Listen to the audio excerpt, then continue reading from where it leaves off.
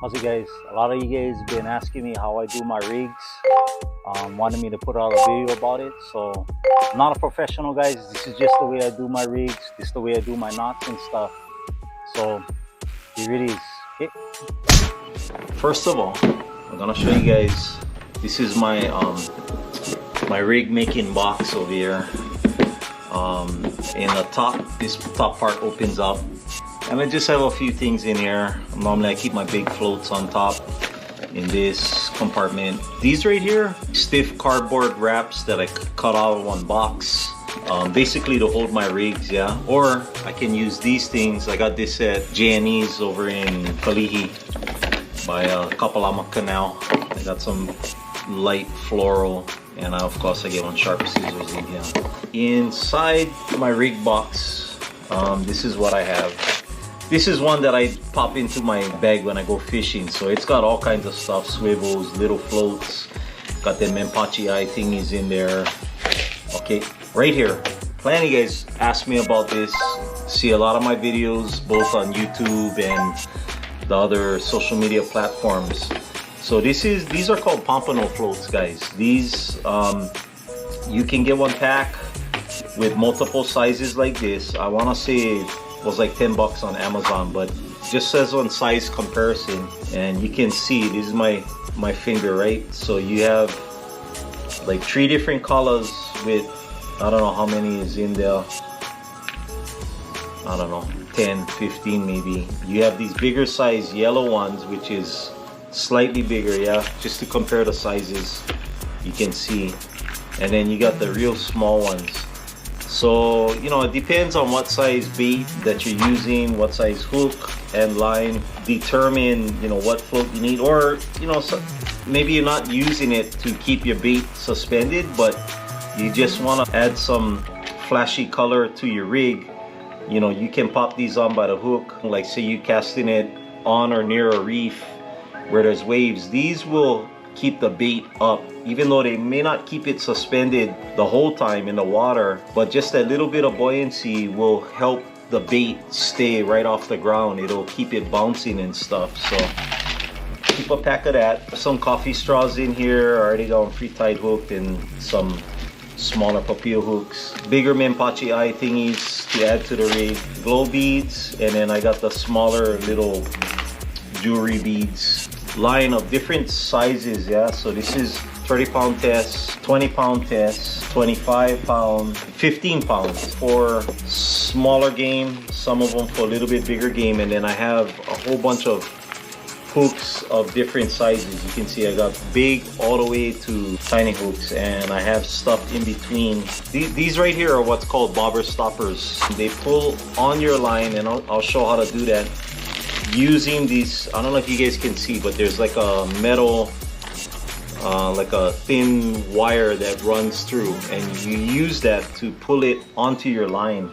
And these are helpful when you're making rigs to, if you want to keep your rig in a certain position, you would put these bobber stoppers. Now there's different sizes based on the size of your line, because you got to pull your line through this thing, sometimes pinning or pulling.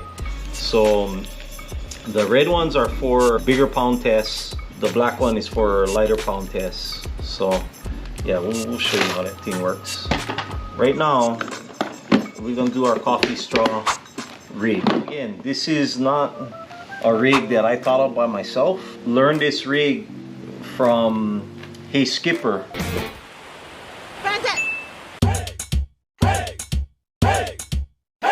Which is really popular YouTube brother over there in the mainland, and that's where I got the idea from. I don't do mines exactly like he does his, but you'll see. Okay, so what you're gonna need is, now I'm using this big yellow braid, and hopefully you'll be able to see it better, that's why. But normally, you know, I'm not using braid to make these rigs, right? I'm using, you know, mono. But we'll go with the braid. Okay, so what we're gonna need is, we're gonna need our line, number one. But since this is gonna be like a high-low rig, we're gonna need 2 coffee straws. We're also gonna add floats. We're also gonna add our jewelry. Okay, and you're gonna need one scissors or hook. So what you want to do starting a rig is you pull off I would say at least maybe 2 feet of line. Now to start your first hook drop loop, okay, you start a circle. I don't know if you guys can see that simple circle there. Now if you want your line to be long from the hook, like the hook far away from the main line, you want to make the circle bigger. Okay, but what you do is, now it's just a circle, but with these 2 lines right here, I'm just gonna twist them. Now normally I will twist between 7 and 10 times, just depends. Okay, 6, 7, 8, so we'll just go 8. Okay, now, I don't know if you guys can see that right there. You leave room, you leave one room in that puka right there. Okay, now what you're gonna do is you're gonna bring this line through that puka right there. And what I do is I use my mouth when I pull the line through, because you need both hands to keep your hands both sides of the braid or fishing line. And I'm going to bite down on the top of this loop and pull, and at the same time as I'm pulling up on this loop, I'm also pulling both sides, so you can see it's starting to form, right? I can just leave it right there. I don't need to bite down anymore. I can just, well, actually I do. You gotta kind of keep the line taut a little bit. So,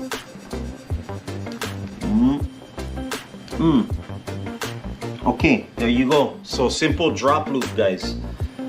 If you guys can see this right here, just a simple drop loop. Okay. Apologize if my lighting isn't the best. Now we gotta figure out how much straw we gotta use. So depending on how much of the glow beads and the float or size of the float that you're gonna use on there will determine how much of the coffee straw you're gonna cut. Because yeah, as you can see, it doesn't leave much space, yeah, for the other stuff. And remember, when you put your hook on, this part is gonna go through the hook eye, and then you gotta pull it over the hook. So I don't know, even this size hook might be too big. I normally don't use that size hook to make my drop loop rigs anyway. But so you're just gonna feed the line, the loop through, and then you pull it up. So there you go. What we can do is use one of our bobber stoppers. Okay, so how the bobber stopper works is, I don't know if you guys can see right here, there's a little loop, tiny loop right there. Okay, now you're gonna feed through your fishing line or loop through that right there. And then what you want to do is you want to pull this bobber over your fishing line, like so. Okay, boom. You guys caught that? Okay, so bobber stopper is on. Now the next thing that we're gonna do is we're gonna put our float, and we're just gonna put a medium-sized float on. Now as you guys can see, the hole on the float, of course, not that big, and it's hard to put our fishing line through, right? Especially braid. Braid is flimsy. So what you want to do is you want to grab a light pound test. The reason why you want to grab a light pound test is you're using that light pound test to pull the heavier pound test through the hole of your floater. Okay, so you can't use like a heavy pound test, because heavy, and it's, you know, depending on the size of the hole, it may not fit through, or it's gonna be a hard time going through. Okay, so pull it through, bing, just like that. Okay, so we have our float on now. And we want to add on one of these small little, like I call them mempachi eyes. Even though mempachi eyes are not red, it's just more or less kind of the color of the mempachi itself. But okay, same thing. Use your lighter pound test to string it through. You string it through the bead first, then it'll go through the loop, and then it comes back through the bead. Okay, so you guys see that, and then now you can slide that bead right on like that. Okay, all right, now we want to pull this back because, excuse me, we're gonna put our, you know, that's too big of a hook. All right, let's go with this. All right, so now can we fit it through the hook eye? Yep. Okay, so we was able to fit it through the hook eye on one go. Now this is real important because, like I told you, you have to get this loop. You put a loop through the hook eye. Now you gotta get the hook through the loop. So that can be kind of challenging. That's why you don't want to cut your coffee straw too long. You don't want to make it too long, or you're not gonna be able to get the hook on like this. Yeah. Okay, so loop goes over the hook, and then you just pull it taut. Okay, now you can use your bobber stopper once you have all your bead and jewelry and whatnot on top. This thing, you can pull it all the way up. If you want it right up on the hook, you can pull it right up, and now you see they won't slide back. Even in the water, they won't slide back really, unless there's something pulling directly on this. But if you wanted to get some play, sometimes it's good to have some play when it's in the water. These things will move around separate of the hook and your bait. You know, just that extra movement might get a predator's attention. Okay, so there we go.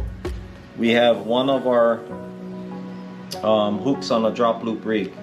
What we want to do is create our second drop loop. Now you want to make sure that you space it out enough to where the two they don't hook up. So because this is a high-low rig, I'm gonna give them a good amount of space. Okay, so again, maybe I make this loop a little bit smaller as well. That one is kind of long, so just twist about 7 to 10 times, sorry. Pull it through. Okay, you have your loop. Pull it through. Again, I grab it with my mouth and then I pull both sides. Okay, there we go. So I have my second, and as you guys can see, it's a lot shorter, yeah? So my second coffee straw, you know, maybe short coffee straw. Right here. Let's pop this guy on. Okay, and then add the float. Get my lighter pound test.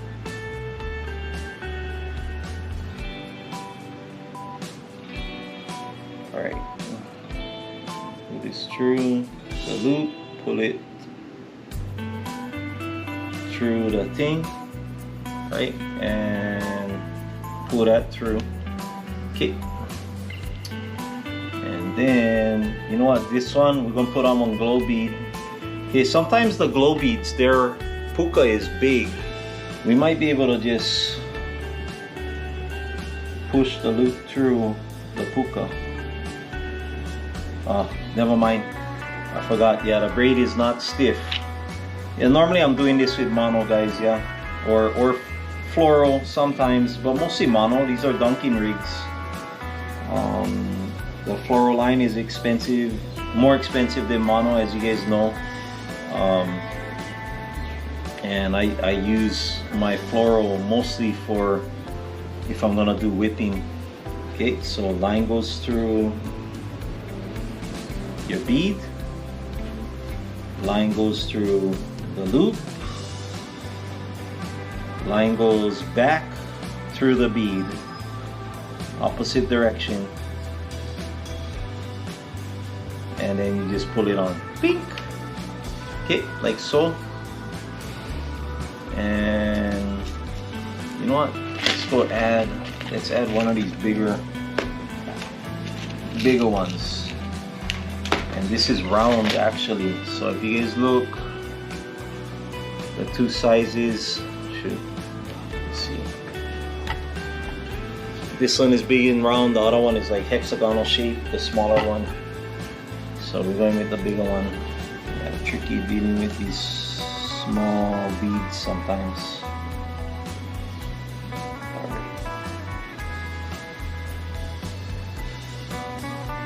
Alright.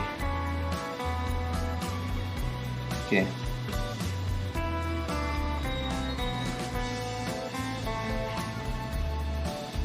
Okay. Pull it through. Alright, now you notice I didn't use one of these for this guy right here. I want this one, this rig, for the beads to kind of be free moving and stuff.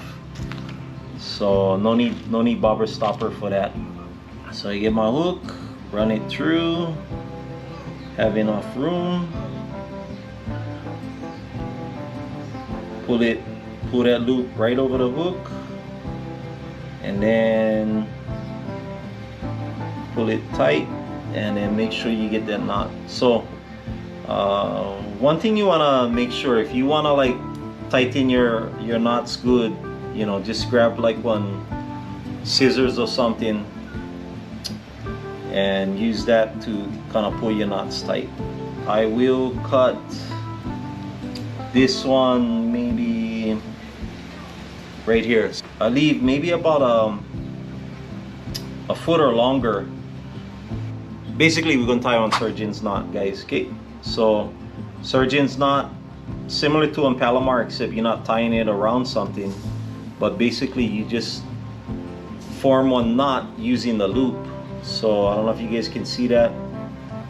Okay, I have my knot right there, my loop, and the loop is gonna come back through there once, and then it's gonna come back through twice right there, and then you just pull both ends tight, and there you go. That's my surgeon's knot. Okay, and then cut the tag end off as much as you can right there. Okay, surgeon's knot, and then we're gonna do the same thing on our bottom. This is gonna be my bottom hook. So because there's bottom feeders that like to generally feed on the bottom, mostly, you know, goatfish, moi, or eel, stuff like that, I want to make it close to the ground so this thing can actually bounce on the ground and give a chance for those bottom feeders to come up and hit it. So I will make it as close as possible without we don't want it to catch on the lead. Now this is braid, guys, so braid is very like I said, flimsy. Normally I'll be doing this with mono and it would be stiff. The line would be a lot stiffer, so it gives less chance for the hook to come back and get tied up on your on the leader line. Okay, so same thing, Palomar down here, and the loop doesn't have to be as big. We're just gonna tie one lead to it, you know, depends on the size of the lead, and normally like I don't know, anywhere from 2 to 4 ounce lead. You just want to make sure that the lead can fit through this loop here. Okay, cut our tag end, and then so here's our lead, 3 ounce lead.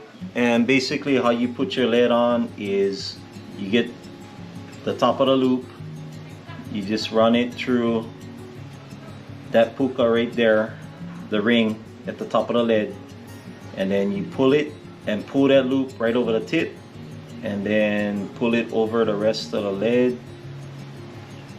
Okay, and boop, right there.